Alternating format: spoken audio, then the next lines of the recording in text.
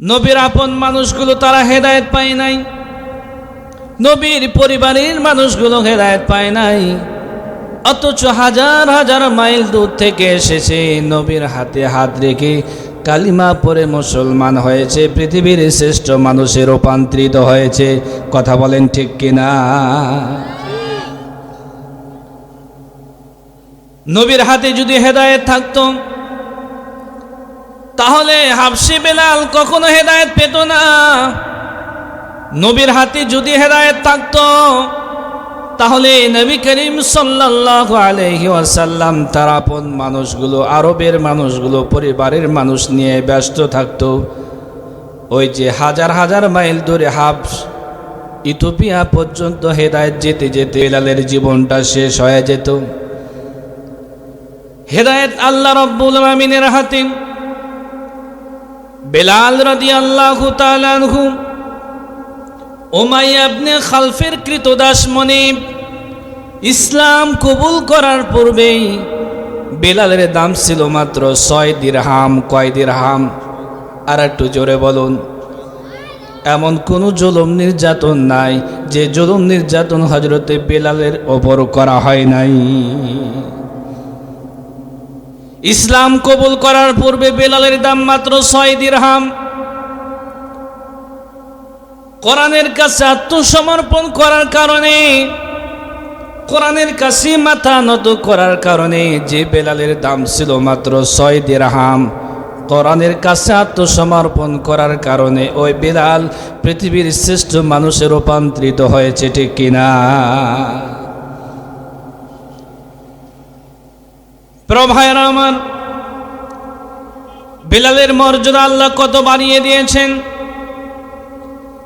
বিশ্বনবী মুহাম্মদুর রাসূলুল্লাহ সাল্লাল্লাহু আলাইহি ওয়াসাল্লাম হিজরত করে চলে গেলেন মদিনায়। মদিনায় যাওয়ার পরে নবগঠিত সর্বপ্রথম মসজিদে নববী নির্মাণ করা হলো। নবগঠিত মসজিদে নববীর মুয়াজ্জিন হযরতে বেলাল। নবীজি মেরাজের সফরে সিদরাতুল মুনতাহা মানে লাস্ট বর্ডার, বিশ্বনবী একা একাই ভয় লাগতেছিল, একাকিত্ব অনুভব করতেছেন। নবীজি লক্ষ্য করে দেখলেন বেলাল যেন রাসূলের চারিদিকে হাঁটাহাঁটি করতেছে।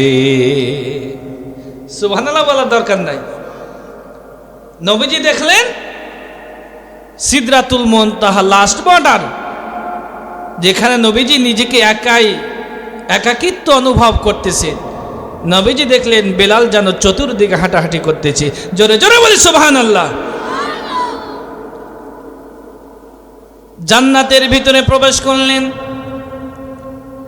মেরাজের সফরে বিশ্বনবী মুহাম্মদুর রাসূলুল্লাহ সাল্লাল্লাহু আলাইহি ওয়াসাল্লামকে জান্নাত দেখানো হয়েছে, জাহান্নাম দেখানো হয়েছে, হাসর নাসর মিজান ফুলসিরাত সব দেখানো হয়েছে। আল্লাহ নবী জান্নাতে প্রবেশ করলেন। নবীজি জান্নাতে প্রবেশ করার পূর্বে কালো বেলাল জান্নাতে আগেই প্রবেশ করেছে। দুনিয়াতে আসার পরে হযরতে বেলালকে প্রশ্ন করলেন, বেলাল, ওগো বেলাল, তুমি এমন কি আমল করেছো যে আমলের কারণে আল্লাহ তোমার এত বেশি মর্যাদা দান করেছেন? আমি জান্নাতে প্রবেশ করেছি, জান্নাতে প্রবেশের পূর্বে দেখলাম তুমি জানো জান্নাতের চতুর্দিকে হাঁটাহাঁটি করতেছো। হযরতে বেলাল রাদিয়াল্লাহু তাআলা আনহু কেঁদে ফেললেন, ডাক দিয়ে বলি, ইয়া রাসূলুল্লাহ, ইয়া হাবিবাল্লাহ, আমি জীবনে যা আমল করেছি, যা করতেছি সবই আপনি জানেন। আমার কোনো গোপন আমল নাই। আমার গোপন আমলের ভিতরে একটা আমল আছে। যখন আমি মসজিদে প্রবেশ করি, মসজিদে প্রবেশের সঙ্গে সঙ্গে মসজিদের হক আদায়ের জন্য 2 রাকাত নফল নামাজ আদায় করি। নবীজি ডাক দিয়ে বলেন, বেলাল রে, আল বলতে হবে না, আমি বুঝতে পেরে গেছি। ও বেলাল, এই জন্য আল্লাহ তোমার মর্যাদা আকাশচুম্বী করে দিয়েছেন। তুমি যে 2 রাকাত নফল নামাজ আদায় করো রে বেলাল, তাহিয়াতুল উজুর জন্য যে তুমি 2 রাকাত নফল নামাজ আদায় করো, এই নামাজ কোনোদিন ছাড়বা না। এই নামাজের জন্য আল্লাহ তোমার মর্যাদা আকাশচুম্বী করে দিয়েছে। আজ পরিতাপের বিষয়, আমরা নামাজ পড়তে চাই না। নামাজ পড়লো, নামাজের ভিতরে আমাদের খুশু নাই, খুদু নাই। আমার পূর্বের বক্তা আপনার এলাকার সুনামধন্য আলেমে দ্বীন নামাজের বিষয়ে আলোচনা করতেছিলেন। আজ পরিতাপের বিষয়, 60, 70, 80 বছর পার হয়ে গেছে, এখনো নামাজের আর কামা হাকাম জানি না। সূরা ফাতিহা জানি না, নামাজের ফরজ ওয়াজিব আমরা এখনো জানি না। এই নামাজ কেমনে আপনাকে জান্নাত পর্যন্ত পৌঁছাবে? এই জন্য নামাজ কবুল হয় না। 60, 70, 80 বছর নামাজ আদায় করেন, নামাজ কবুল হয় না। নামাজ কবুল না হওয়ার কারণে আপনি অপকর্ম থেকেও বিরত হতে পারেন নাই। আরে বাংলার জমিনে নামাজি সাহাবা 2 প্রকার। এক প্রকার নামাজি, এরা হলো প্রকৃত নামাজি, এরা আল্লাহকে ভয় করে নামাজ আদায় করেন। আর আরেক প্রকার মুসল্লি, যারা মানুষ দেখানোর জন্য নামাজ আদায় করে। আল্লাহ পাক বলছেন, আল্লাযীনা হুম সাহুন আল্লাযীনা হুম ইউরাউন।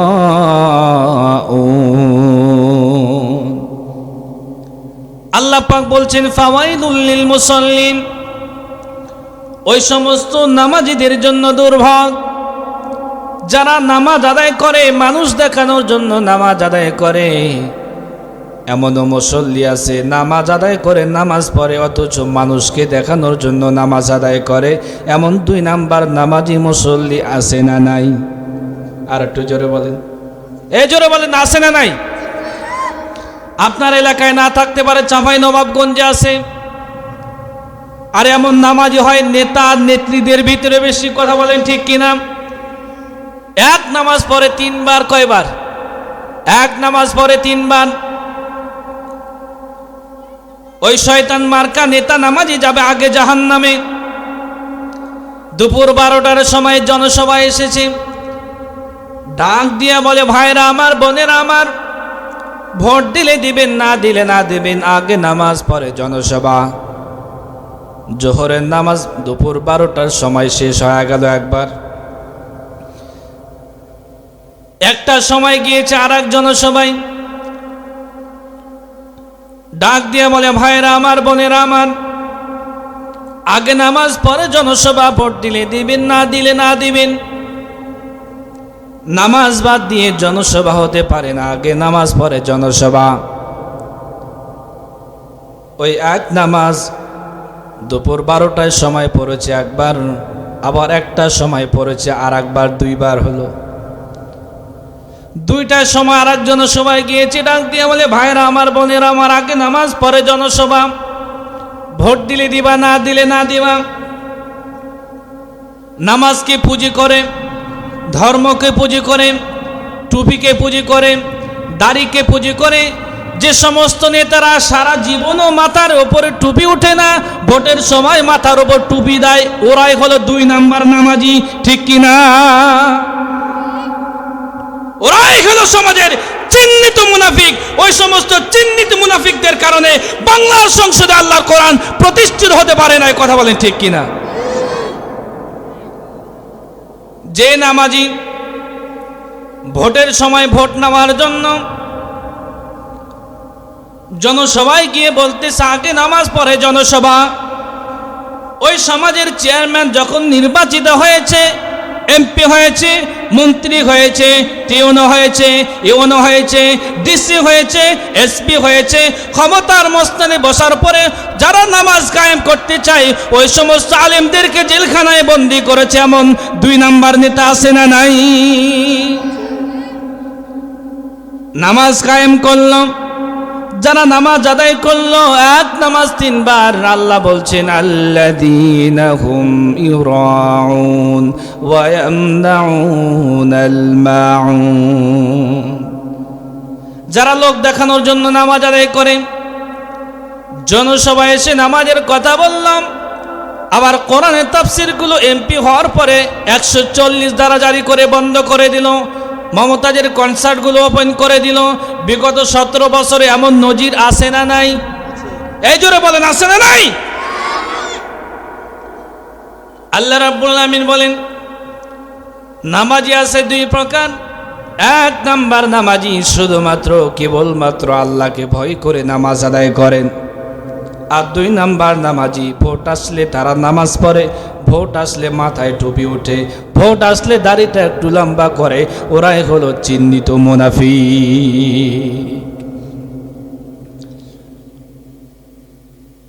কিয়ামতের ময়দানে আল্লাহ রাব্বুল আলামিন সর্বপ্রথম বান্দার নামাজের হিসাব নেবেন। আউয়ালু মা ইউহাসাবু বিহিল আবদু ইয়াউমাল কিয়ামাতিস সালাহ। কিয়ামতের দিন আল্লাহ পাক সর্বপ্রথম বান্দার নামাজের হিসাব নেবেন। আপনি যদি নামাজের হিসাব দিয়ে পাশ হয়ে যেতে পারেন, বাকি হাসর নাসর মিজান ফুলসিরাত আল্লাহ সব কিছু পার করে দিবে। নামাজ খুব সেনসিটিভ বিষয়। আজ 50, 60, 70 বছর নামাজ আদায় করেন, অথচ নামাজের খুশু খুঁজে এখনো জানেন না।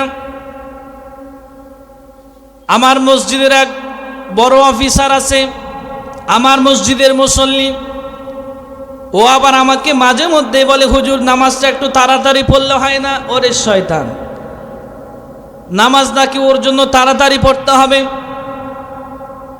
আমার মাঝে মধ্যে বলে, আমরা কি কম বুঝি নাকি? তুমি কম না বুঝলে নামাজকে তাড়াতাড়ি পড়তে বলো? আবার সমাজের একদল মানুষ, এদেরকে আবার বুদ্ধিজীবী বলে, যারা নামাজ তাড়াতাড়ি পড়তে বলে, যারা কোরআনের আইন চায় না, ইসলামী রাজনীতি যারা চায় না, ওরা আবার ওদেরকে বুদ্ধিজীবী বলে। আমি বলি এরা বুদ্ধিজীবী হতে পারে না, এরা হলো সমাজের সবচাইতে বুদ্ধি প্রতিবন্ধী, ঠিক কিনা?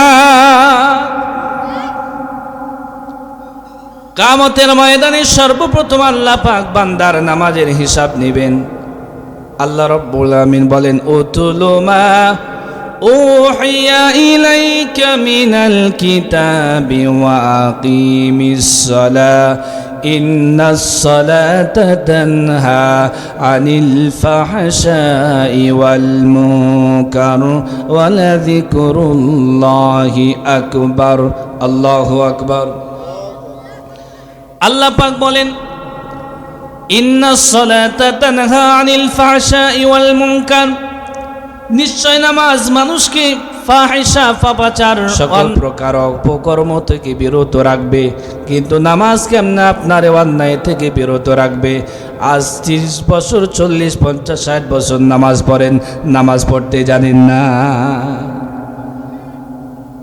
নামাজের সূরা ফাতিহা কেমনে পড়তে হয় এটাই আপনি জানেন না। আল্লাহর কসম, 60, 70, 80 বছর নয়, কিয়ামত পর্যন্ত যদি নামাজ আদায় করেন, নামাজের সূরা ফাতিহা যদি সহি শুদ্ধ তেলাওয়াত না করতে পারেন, নামাজ কবুল হবে না। নামাজ কবুল হয় না। এজন্য নামাজ আপনাকে অন্যায় পাপাচার থেকে বিরত রাখতে পারে না। নামাজও পড়েন সুদ ঘুষের সঙ্গে জড়িত, নামাজও পড়েন বাম হাতের ইনকাম খান, নামাজ পড়েন আবার একটা সিগনেচারের মাধ্যমে গরিব অসহায় মানুষের লক্ষ কোটি কোটি টাকা আত্মসাৎ করেছে, এমন 2 নাম্বার নামাজি আছে না নাই? আল্লাহ রাব্বুল আলামিন ডাক দিয়ে বলেন, ও বান্দা, তুমি 80 বছর নামাজ আদায় করেছো, কিন্তু তোমার নামাজ তোমাকে জাহান্নামের আগুন থেকে বাঁচাতে পারে নাই। যে কথাটি বলছিলাম, বিশ্বনবী মুহাম্মদুর রাসূলুল্লাহ সাল্লাল্লাহু আলাইহি ওয়াসাল্লাম হিজরত করে মদিনায় চলে গেলেন। মদিনায় যাওয়ার পরে নবগঠিত সর্বপ্রথম মসজিদে নববী নির্মাণ হয়ে গেল। মসজিদে নববীর মুয়াজ্জিন হযরতে বেলাল, যে বেলালের দাম মাত্র 6 দিরহাম। আমার সামনে যারা বসে আছেন, পরানপুর হঠাৎ পাড়ার মানুষ, হযরতে বেলালের মতো এত গরিব মানুষ আমার সামনে কেউ নাই। হযরতে বেলাল রাদিয়াল্লাহু তাআলা আনহু এমন একজন সাহাবী, তার জীবনের সব সঞ্চিত সম্পদ দিয়ে মাত্র একটা লুঙ্গি তিনি ক্রয় করেছেন। হযরতে বেলাল সারা জীবনের সঞ্চিত সব সম্পদ হলো একটা লুঙ্গি। বেলালের চাইতে গরিব মানুষ কি আপনার এলাকায় আছে নাকি? এ বাপজান আছে? নাই। দেখেন না মাথায় কি সুন্দর একটা টুপি পরে আছেন, কারো কারো মাথায় দেখলাম মাফলারও আছেন, গায়ে আছে একটা চাদর, পরিধানে আছে একটা জ্যাকেট, নিচে আছে একটা লুঙ্গি। হযরতে বেলাল রাদিয়াল্লাহু তাআলা আনহু এমন একজন মানুষ, তার পরধীয় বস্ত্র বলতে লুঙ্গি ছাড়া আর কিছুই নাই। ইসলাম কবুল করার পূর্বে বেলালের দাম মাত্র 6 দিরহাম। ইসলাম কবুল করার পরে আল্লাহ রব্বুল আলামিন বেলালের মর্যাদা এত বেশি বাড়ায় দিলেন। আল্লাহর কোরআন বলতেছে, ইন্না আকরামাকুম ইনদাল্লাহি আতকাকুম।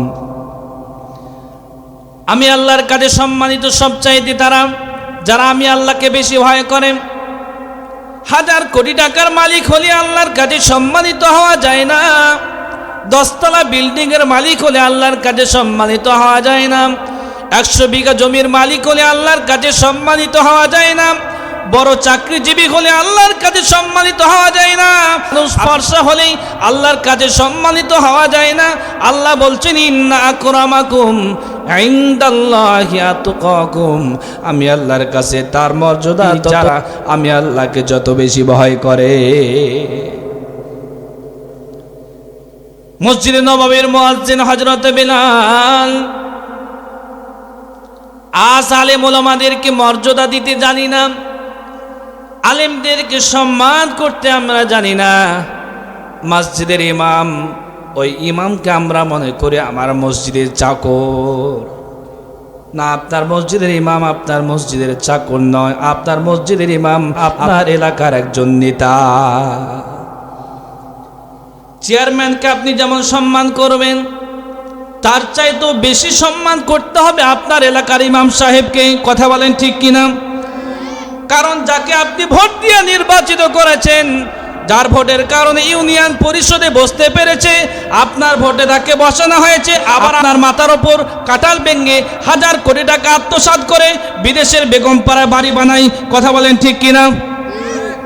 আপনার মসজিদের ইমাম সাহেব কি কখনো চুরি করেছে নাকি? এই জোরে বলেন, চুরি করেছে? তো আপনি চেয়ারম্যানকে এত সম্মান করেন, ইমাম সাহেবকে আপনি বাড়ির চাকর কেন মনে করেন? খবরদার, চেয়ারম্যান মেম্বারকে যেমন আপনি সম্মান করবেন, তারা যেমন আপনার নেতা, ওরা আপনার দুনিয়ার নেতা। আর মসজিদের ইমাম যেমন দুনিয়ার নেতা, তারা হলো আখিরাতের নেতা। যার পিছনে আপনার পরকাল নির্ভর করতেছে। ইমাম সাহেবের যদি ভুল হয়ে যায়, বিনা উজুতে নামাজ পড়ায়, এদিকে নামাজ আদায় করতেছে, আবার অন্যদিকে পরিবার নিয়ে টেনশনে আছে। কারণ বড় ছেলেটা গোস্ত খেতে চেয়েছে, গরুর গোস্ত, আর বেতনই তো 6000, গোস্ত কেমনে কিনবে? কথা বলেন ঠিক কিনা? ও আছে বড় বেকায়দায়, নামাজ তো এমনি ভুল হয়ে যাবে। এজন্য আমি যত জায়গায় বলি, বাংলার জমিনে সবচেয়ে অবহেলিত একটা শব্দের নাম মসজিদের ইমাম।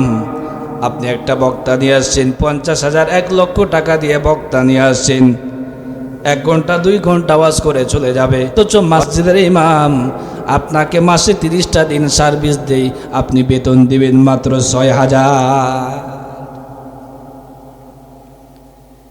এর মানে এটি আমি বলতে চাই না আলেমদেরকে আপনি সম্মান করবেন না। এই যে বিপিএল খেলার উদ্বোধন হয়েছে, ভারত থেকে গায়ক নিয়ে আসা হয়েছে, তাকে দেওয়া হয়েছে কমপক্ষে 2 কোটি। কয় কোটি? আপনি একজন ইমাম নিয়ে আসেন, আপনি একজন আলেম নিয়ে আসেন, 100 কোটি দিয়ে দিন, সমস্যা নাই তো, দেন। ভালো মানুষকে, আলেম ওলামাকে দিলেন, টাকা কখনো বৃথা যায় না। আপনি মিজানুর রহমান আজারিকে নিয়ে আসেন, 500 কোটি টাকা দিয়ে দেন, কোনো সমস্যা নাই। ওই টাকা দিয়ে এতিমখানা বানাবে, মসজিদ বানাবে, বড় বড় এতিমখানা বানাবে, স্কুল কলেজ তৈরি করবে। ওই স্কুল কলেজে আপনার এতিম সন্তানেরাই পড়াশোনা করবে, কথা বলেন ঠিক কিনা? কিন্তু যে গায়ক, যে নায়ক, যে বেশ্যা, যে পতিতাকে আপনি হাজার লক্ষ কোটি কোটি টাকা ডোনেশন করতেছেন, ওই টাকা নিয়ে বেশ্যাখানা তৈরি করবে, সিনেমা হল তৈরি করবে, কথা বলেন ঠিক কিনা? এই জন্য আমি যেখানে যাই আমি হাতে পায়ে ধরে বলি ইমামদের বেতনগুলো একটু বাড়ায় দেন, কারণ বাংলার জমিনে সবচেয়ে অবহেলিত একটা শব্দের নাম ইমাম। প্রিয় ভাইয়ের আমার, আমি যে কথাটি বলছিলাম, হযরত বেলাল মসজিদে নববীর মুয়াজ্জিন, মুয়াজ্জিনের মর্যাদা কত বেশি আল্লাহর নবী রাহমাতাল লিল আলামিন হাদিস শরীফের ভিতরে ঘোষণা করেছেন। নবীজি বলেন, ইযা সামি'তুমুল মুআযযিন ফায়াকুলু মিসলা মা ইয়াকুলু লিল মুআযযিন আল মুআযযিনুনা তুওয়ালুন নাসু আনাকান ইলা ইয়াউমিল কিয়ামাহ। কিয়ামতের দিন আল্লাহ পাক মুয়াজ্জিনের গর্দান সবার উপরে বাড়ায় দিবে, সবার উপরে থাকবে। যারা আল্লাহকে ডাক দিন আল্লাহু আকবার, আল্লাহু আকবার, আসসালাতু খায়রুম মিনান নাওম।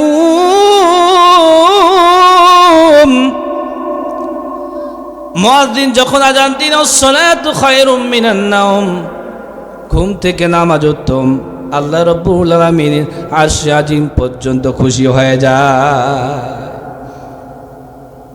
সাহাবীরা প্রশ্ন করল, ইয়া রাসূলুল্লাহ, ইয়া হাবিবাল্লাহ, আজ থেকে ১৫০০ বছর পূর্বে তৎকালীন সময় আজান দেওয়ার জন্য প্রতিযোগিতা শুরু হয়ে গেল, মুয়াজ্জিন কি সবাই হতে পারে? একটু জোরে বলেন, সবাই কি মুয়াজ্জিন হতে পারবে? এখন সবাই যদি বলেন হুজুর আমিও আজান দিব, আমিও আজান দিব, এই মসজিদ কি চলবে না? গন্ডগোল তৈরি হয়ে যাবে। মুয়াজ্জিন হবে একজন। সাহাবীরা প্রশ্ন করলেন, ইয়া রাসূলুল্লাহ, ইয়া হাবিবাল্লাহ, দুনিয়া আখিরাতের সব বরকত মুয়াজ্জিনে পেল, আমরা তো বরকত থেকে বঞ্চিত হয়ে গেলাম। নবীজি ডাক দিয়ে বলেন, সাহাবীরা নেন, চিন্তার কোনো কারণ নাই। ইযা সামি'তুমুল মুআযযিন ফায়াকুলু মিসলা মা ইয়াকুলু লিল মুআযযিন। মুয়াজ্জিন যখন আজান দেবে, মুয়াজ্জিন আজানের সঙ্গে সঙ্গে তুমি জবাব দেবে। মুয়াজ্জিন যে পরিমাণ সওয়াব পাবে আল্লাহ তোমার আমলনামায় ওই পরিমাণ সওয়াব দিয়ে ধন্য করে দেবে। মুয়াজ্জিনের কত মর্যাদা আপনি জানেন? মুয়াজ্জিন যখন আজান দেন, মসজিদের ফ্যান মুয়াজ্জিনের জন্য দোয়া করে, আল্লাহ মুয়াজ্জিনকে তুমি মাফ করে দাও। মুয়াজ্জিন সাহেব যখন আজান দেন, যে মাউথপিস দিয়ে আজান দেন, মাউথপিস আল্লাহর কাছে দোয়া করে, আল্লাহ তুমি মুয়াজ্জিনকে মাফ করে দাও। মসজিদের দালান আল্লাহর কাছে দোয়া করে, আল্লাহ তুমি মুয়াজ্জিনকে মাফ করে দাও। এমনকি গর্তের পিপিলিকা পর্যন্ত মুয়াজ্জিনের জন্য দোয়া করে, আল্লাহ দয়া করে তুমি মসজিদের মুয়াজ্জিনকে মাফ করে দাও। আজ এই মসজিদের ইমাম আর মুয়াজ্জিনকে আপনি আমি গোলাম বানিয়েছি। ঘরের বউকে কিছু না বলতে পারলে সব রাগ আর ঝাল মসজিদের ইমাম আর মুয়াজ্জিনের উপর, কথা বলেন ঠিক কিনা? মুরগিতে পায়খানা করলো কেন? ইমামের চাকরি বাদ। ওরে শয়তান, ইমাম সাহেব যে বারবার পরিষ্কার করে, তোমার কি লজ্জা লাগে না? ইমাম মানে কি? ইমাম মানে নেতা। ওই নেতা আপনার বারে বারে বারবার দিনে 5 বার ওই যে আপনার ঘরের মুরগির পায়খানা প্রসাব পরিষ্কার পরিচ্ছন্ন করে, আপনি তো একদিন পরিষ্কার করতে পারেন না, তাহলে আপনি ইমামের আনুগত্য করেন নাই। ওই ইমাম দিয়ে আপনি জান্নাতে যেতে পারবেন না। প্রিয় ভাইয়েরা আমার, আমি যে কথাটি বলছিলাম, হযরত বেলাল রাদিয়াল্লাহু তাআলা আনহু মসজিদে নববীর মুয়াজ্জিন, তার মনিব উমাইয়া ইবনে খালফ প্রতিনিয়ত হযরত বেলালকে নিত্য নতুন শাস্তি দেওয়া হতো। শুধুমাত্র ঈমান আনার কারণে বেলাল কম জুলুম আর নির্যাতন সহ্য করে নাই। মরুভূমির ভিতরে উত্তপ্ত বালিকণার ওপর হযরত বেলালকে শুইয়ে দেওয়া হতো জ্বলন্ত আঙ্গারের ওপর। যতক্ষণ পর্যন্ত জ্বলন্ত আঙ্গার জ্বলত, রক্ত মাংসগুলো গলে গলে জ্বলন্ত আঙ্গারে নিভে যেত। এই পরিমাণ কষ্ট করেছেন সাহাবায়ে কেরাম, ঈমানের জন্য কষ্ট করেছেন, ত্যাগ স্বীকার করেছেন, জান দিয়েছেন, জীবন দিয়েছেন, রক্ত দিয়েছেন, শাহাদাতের নজরানা পান করেছেন, এরপরে ময়দানে মাশারে দিন কায়েম হয়েছে। কথা বলেন ঠিক কিনা মুসলমান? আপনি মনে করতেছেন দুই ওয়াক্ত নামাজ পড়ে জান্নাতে চলে যাবেন? ঈমান এনেছেন জান্নাতে চলে যাবেন, এত সস্তা নয়। আহাসিবান নাস আইয়ুতরাকু আইয়াকুলু আমান্না ওয়া হুম লা ইফতানুন। ঈমান আনলে জান্নাতে যাওয়া যাবে না। ঈমান এনেছি, ঈমানের জন্য পরীক্ষা দিতে হবে। কুরাইজের মতো ফাঁসির মঞ্চে ঝুলতে হবে, আল্লামা সাঈদীর মতো 13 বছর কারাবরণ হতে হবে। কথা বলেন ঠিক কিনা মুসলমান? প্রিয় ভাইয়েরা আমার, আমি যে কথাটি বলছিলাম, হযরতে বেলাল রাদিয়াল্লাহু তাআলা আনহু মসজিদে নববীর মুয়াজ্জিন। তার ভাষাটা ছিল তোতলা, আশহাদু বলতে পারতেন না, আশহাদুর জায়গায় আশহাদু হয়ে যেত। সাহাবীরা নালিশ দিলেন, ইয়া রাসূলুল্লাহ, ইয়া হাবিবাল্লাহ, বেলালকে বাদ দিয়ে নতুন একটা সুরলিত কণ্ঠের মুয়াজ্জিন নিয়োগ দেওয়া হোক। বেলালের অশুদ্ধ আজান আর শুনতে ভালো লাগে না। আল্লাহ নবী রহমাতাল লিল আলামিন এশার নামাজ পড়ে সমাপ্ত করার পরে হযরতে বেলালকে ডাক দিয়ে বলে, বেলাল রে, ফজর থেকে নতুন মুয়াজ্জিন নিয়োগ দেওয়া হয়েছে, আসার প্রয়োজন নাই। হযরতে বেলাল রাদিয়াল্লাহু তাআলা আনহু কেঁদে কেঁদে জারজার হয়ে গেলেন যে রাসূল করিম সাল্লাল্লাহু আলাইহি ওয়াসাল্লামের সংস্পর্শে থাকার কারণে ঘর ছেড়েছি, বাড়ি ছেড়েছি, জমি জায়গা, মায়ের দেশ, বাবার দেশ ছেড়ে চলে এসেছি হাবস থেকে মদিনায়। যে ঈমানের জন্য, যে রাসূলুল্লাহর জন্য এত বেশি কষ্ট স্বীকার করলাম, ও রাসূল সাল্লাল্লাহু আলাইহি সাল্লাম মসজিদে নববীর ইমাম, আর আমি মুয়াজ্জিনের পদ থেকে আমাকে বরখাস্ত করা হলো, আমি এটা মেনে নিতে পারি না। বিশ্বনবী মুহাম্মদুর রাসূলুল্লাহ সাল্লাল্লাহু আলাইহি ওয়াসাল্লাম ডাক দিয়ে বলেন, ফজর থেকে আসার কোনো প্রয়োজন নাই। হযরতে বেলাল বাড়িতে চলে গেলেন।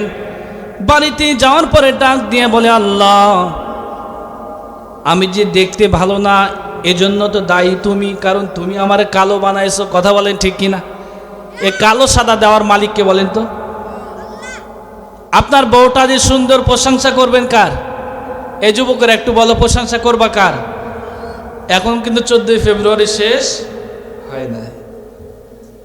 তুমি কার জন্য পাগল রে যুবক? তুমি যার জন্য পাগল সেটা তোমারে বারবার মিস কল মারে। কথা বলেন ঠিক কিনা? এই যুবকেরা যার জন্য পাগল, পাশের বাড়ির রহিমা বেগম শুধু বারবার মিস কল মারে। তুমি ফ্লেক্সি লোড করে দাও, 200-500 টাকা বারবার মিস কল মারে। এর মানে হলো, বন্ধুরে, তুমি যে রহিমার জন্য পাগল, তোমার প্রেমিকা, পরমা সুন্দরী প্রেমিকা পাশের বাড়ির বল্টুর জন্য পাগল। এজন্য আমি বলতে চাই, বিশ্ব বেহায়া দিবস এটা মুসলমানদের ভালোবাসা দিবস হতে পারে না। যাদের জীবনে কোনো ভালোবাসা নাই, তারাই তো শুধুমাত্র কেবলমাত্র বছরে একটা দিন ভালোবাসার নামে তামাশা তৈরি করে। এদেশের যুবক আর যুবতীদেরকে ভালোবাসা শেখাতে চাই। ইসলাম তোমাকে আমাকে ভালোবাসা শিখিয়েছে। যাদের জীবনে কোনো ভালোবাসা নাই, তারাই তো শুধুমাত্র কেবলমাত্র বছরে একদিন ভালোবাসার নামে তামাশা করতে চায়। ওটা ভালোবাসা দিবস হতে পারে না, ওটা বিশ্ব বেহায়া দিবস। কথা বলেন ঠিক কিনা? হযরতে বেলালকে বরখাস্ত করা হলো। তাহাজ্জুদ নামাজ আদায় করে ডাক দিয়ে বলে, আল্লাহ, তোমার নবীর মসজিদ, মসজিদে নববী থেকে আমারে বাদ দিয়েছে। তোমার কাছে আমি বিচার দিলাম, আমি যে দেখতে ভালো না, এজন্য তুমি দায়ী। আমার চুলগুলো উস্কো খুস্কো, এজন্য তুমি দায়ী। আমি যে শুদ্ধ ভাষায় কথা বলতে পারি না, এজন্য তুমি দায়ী। আল্লাহ, তোমার কাছে আমি দরখাস্ত দিলাম, মামলা দিলাম, দয়া করে তুমি আমার মামলা কবুল আর মঞ্জুর করে না। বেলালের মামলা কবুল হয়ে গেল। ফজরের নামাজের আজানে সরলিত কণ্ঠের মুয়াজ্জিন আজান দিয়েছে, আল্লাহু আকবার, আল্লাহু আকবার, আল্লাহু আকবার, আল্লাহু আকবার। আজ আর ফজর হয় না, সূর্য উদিত হয় না। হযরতে জিবরাইল চলে আসলেন, ডাক দিয়ে বলে, ইয়া রাসূলুল্লাহ, ইয়া হাবিবাল্লাহ, আজকে মসজিদে নববীতে ফজরের আজান হবে না। নবী করিম সাল্লাল্লাহু আলাইহি সাল্লাম ডাক দিয়ে বলেন, ভাই জিবরাইল, মসজিদে নববীতে সুরলিত কণ্ঠের মুয়াজ্জিন আজান দিয়েছে। জিবরাইল ডাক দিয়ে বলেন, যে বেলাল প্রতিদিন আজান দিত, ওই বেলালের আজান শুনে আসমানের ফেরেশতারা তাহাজ্জুদের জন্য প্রস্তুতি নিত। জিবরাইল ডাক দিয়ে বলি, ইয়া রাসূলুল্লাহ, ইয়া হাবিবাল্লাহ, যে বেলাল প্রতিদিন আজান দিত, ওই বেলালকে দিয়ে আপনি আজান দিয়ে দেন। বেলাল যতক্ষণ পর্যন্ত আজান না দেবে, আকাশে সূর্য উদিত হবে না। এটাই ছিল হযরতে বেলাল। হেদায়েত আল্লাহ নবীর হাতে রেখে দেন নাই। হেদায়েত আল্লাহ রব্বুল আমিন নিজের হাতে রেখেছেন। আল্লাহ যাকে চাইবেন তাকে হেদায়েতের মালা পরায় তাকে সমৃদ্ধ করবেন। নবীর আপন চাচা আবু লাহাব, আবু তালেব, বিশ্বনবী মুহাম্মদুর রাসূলুল্লাহ সাল্লাল্লাহু আলাইহি ওয়াসাল্লাম তার আপন চাচা আবু লাহাবকে হেদায়েত দিতে পারেন নাই, আবু তালেবকেও হেদায়েত দিতে পারেন নাই। বিশ্বনবী রাহমাতাল লিল আলামিন এই ধুলির ধারায় পৃথিবীতে আগমন করলেন 570 খ্রিস্টাব্দে। দুনিয়াতে আসার পূর্বে বাবা হারা হয়ে গেলেন, ছোট্ট বয়সে মা হারা হয়ে গেলেন। দাদার আন্ডারে লালিত পালিত হয়, কিছুদিন পরে দাদাও মৃত্যুবরণ করল। চাচার আন্ডারে লালিত পালিত হয়, কিছুদিন পরে চাচাও মৃত্যুবরণ করল। নবীজি চির এতিম হয়ে গেলেন। 17 বছর বয়সে হিলফুল ফুজুল শান্তি সংঘ তৈরি করলেন। নবী করিম সাল্লাল্লাহু আলাইহি সাল্লামের নাম সুনাম সুখ্যাতি যশ খ্যাতি বলে তামাম পৃথিবীতে বিশ্ব নবীর নাম সুনাম ছড়িয়ে পড়ল। আম্মা জান খাদিজাতুল কুবরা রাদিয়াল্লাহু তাআলা আনহা, তার বয়স যখন 40, বিশ্ব নবী রাহমাতাল লিল আলামিনের বয়স তখন 25। কয় বছরের বড়? একটু জোরে বলেন। 15 বছরের বড়। 15 বছরের একজন বড়, 2 বার আগে বিয়ে হয়েছে। তালাক প্রাপ্ত একজন মহিলার সঙ্গে নবীর বিয়ে দেওয়ার ব্যবস্থা হলো। বিশ্ব নবী রাহমাতাল লিল আলামিন আম্মা জান খাদিজা রাদিয়াল্লাহু তাআলা আনহা, তার বাবা ছিলেন তৎকালীন সময়ের সম্ভ্রান্ত একজন মক্কা মদিনার ব্যবসায়ী। বাবার মৃত্যুর পরেই আম্মা জান খাদিজা রাদিয়াল্লাহু তাআলা আনহা ব্যবসা দেখাশোনা শুরু করলেন। এই জন্য আমি বলে যাই, ভাইরা আমার, স্ত্রীর হাতে টাকা পয়সা রাখবেন, দেন মোহরের টাকা নিজে নিয়ে সব খরচ করেন না। স্ত্রীর হাতে টাকা পয়সা রাখবেন। ব্যবসা করে আসলেন, 1 লক্ষ টাকা ইনকাম হয়েছে, স্ত্রীর হাতে 5,000 টাকা ধরায় দেন, বউ তোমার কাছে টাকাটা রাখবে, সুখে দুঃখে আপদে বিপদে টাকা তুমি নিজে খরচ করবে। কি পারবেন না? যদি আপনি পারেন, আরে নীতিমালা যদি অনুসরণ করতে পারেন, পরিবারটা জান্নাতি পরিবার হয়ে যাবে। প্রিয় ভাইরা আমার, বিশ্ব নবী রাহমাতাল লিল আলামিন 2 বছর ব্যবসা দেখাশোনা করেছেন আম্মা জান খাদিজার। 2 বছর ব্যবসা করার পরে যত লিল আলামিন আম্মা জান খাদিজাকে বোঝায় দিয়েছে। খাদিজা ডাক দিয়ে বলেন, আমি আর কোনোদিন বিয়ে আবদ্ধ হতে চাই না, কারণ আমার জন্য যথাযথ পুরুষ আমার জন্য আর কেউ নাই। বান্ধবী নাফিসা ডাক দিয়ে বলে, বান্ধবী রে, আমি তোমার বিয়ের ব্যবস্থা করতে চাই। আম্মাজান খাদিজাতুল কুবরা রাদিয়াল্লাহু তাআলা আনহা বলেন, আমি বিবাহ বন্ধনে আবদ্ধ হতে চাই না। বলেন, খাদিজা ডাক দিয়া বলেন, তুমি আমারে আমার জন্য বিশ্বস্ত পাত্র কারে মনে করো? বিশ্বনবীর সঙ্গে বিবাহ বন্ধনে আবদ্ধ হয়ে গেলেন। বিশ্বনবী রাহমাতাল লিল আলামিন, তার বয়স যখন 25, আম্মাজান খাদিজাতুল কুবরা রাদিয়াল্লাহু তাআলা আনহার বয়স তখন 40। সংসার একটিবারের জন্য ঝামেলা হয় নাই, মারামারিও হয় নাই, গন্ডগোল হয় নাই। আম্মাজান খাদিজার ইন্তিকালের পরে হযরতে আয়েশা সিদ্দিকা রাদিয়াল্লাহু তাআলা আনহার সঙ্গে বিবাহ বন্ধনে আবদ্ধ হয়ে গেলেন। আয়েশারে একটু দাঁড়াও, আমি আসতেছি। বিশ্বনবী রাহমাতাল লিল আলামিন চলে গেলেন আম্মাজান খাদিজাতুল কুবরা রাদিয়াল্লাহু তাআলা আনহার কবরের পাশে। হাও মাও করে কবরের মাটি ধরে কান্নাকাটি করতেছে। অনেক সময় পার হয়ে গেল, আল্লাহ নবী রাহমাতাল লিল আলামিন ফিরে আসছে না। আয়েশা রাদিয়াল্লাহু তাআলা আনহা এক পা দুই পা করে চলে গেলেন কবরের পাশে। দেখলেন আল্লাহ নবী রাহমাতাল লিল আলামিন একজন তালাক প্রাপ্ত একজন বিধবা স্ত্রীর জন্য হাও মাও করে কাঁদতেছে। আয়েশা ডাক দিয়ে বলি, ইয়া রাসূলুল্লাহ, ইয়া হাবিবাল্লাহ, আমি কি খাদিজার চাইতে দেখতে খারাপ? না আমার হাতে রান্না খারাপ, না আমার ব্যবহার খারাপ। তালাক প্রাপ্ত একজন মহিলা, তার সঙ্গে আপনার বিয়ে হয়েছে, ইতিপূর্বে 2টা সন্তানও আছে, এখনো পর্যন্ত আপনি খাদিজার মায়া কেন ভুলতে পারেন না? নবীজি ধমক দিয়া বলেন, আয়েশা রে, খাদিজা সম্পর্কে বাজে মন্তব্য করবা না, বাজে কমেন্টস করবা না, কারণ তোমরা আমার সুদিনের স্ত্রী, আর খাদিজা আমার সেই সময়ের স্ত্রী যে সময় পুরো আরব ভূখণ্ডে আমার পাও রাখার জায়গা ছিল না রে আয়েশা। আয়েশা ডাক দিয়ে বলি, ইয়া রাসূলুল্লাহ, ইয়া হাবিবাল্লাহ, খাদিজা সম্পর্কে 2-1 লাইন আমাদেরকে শোনান। গভীর রজনীতে আমি বাড়িতে আসতাম, কখনো বা 1টা, কখনো বা 2টা, কখনো বা 3টা বেজে যেত। বারবার কাফের মুশরিকদের অত্যাচার সহ্য করেছি।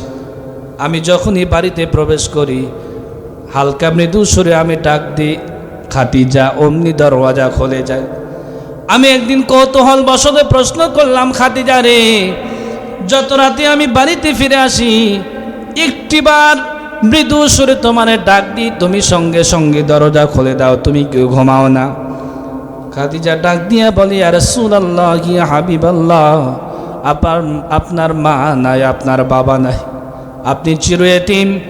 কাফের মুশরিকদের অত্যাচার সহ্য করে আমি আমার বাড়ির দরজার সামনে আপনি খাদিজা খাদিজা বলে যদি ডাক দিন, আমি ঘুমায় থাকি, আমার বেয়াদবি হয়ে যাবে। আল্লাহ রাব্বুল আলামিন আম্মাজান খাদিজাকে এমনি সালাম দেন নাই। নবীজি গারে হিরায় হযরতে খাদিজাতুল কুবরা রাদিয়াল্লাহু তাআলা আনহা তরকারির বাটি নিয়ে আসতেছে নবীকে খাবার দেওয়ার জন্য।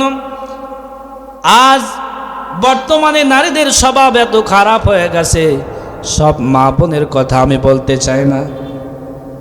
আজ বাংলার জমিনে অপসংস্কৃতির আগ্রাসন হওয়ার কারণে Star Jalsha, Zee Bangla, Star Plus, Zee Plus, বোঝে না আছে না, এ সমস্ত অপসংস্কৃতির আগ্রাসন হওয়ার কারণে আজ আমাদের মা বোনেরা স্বামীদেরকে যথাযথ সম্মান করে না।